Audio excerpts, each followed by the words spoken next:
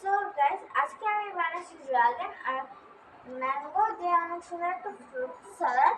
তো আমি আমটা এখানে কেটে নিয়েছি, আমি ড্রাগনটা কাটবো।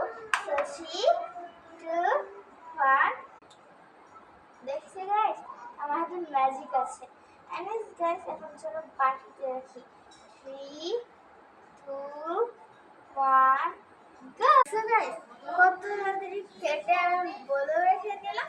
এবার চলো এটা আরেকটা পিজে রাখছি।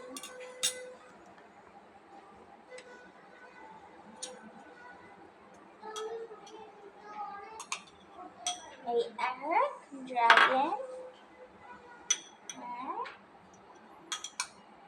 দুই। গাইস, এই রেডি হয়ে গেল আমাদের ম্যাঙ্গো এবং ড্রাগন সালাদ। আজকের পর্বটা এই ছিল। Bye bye.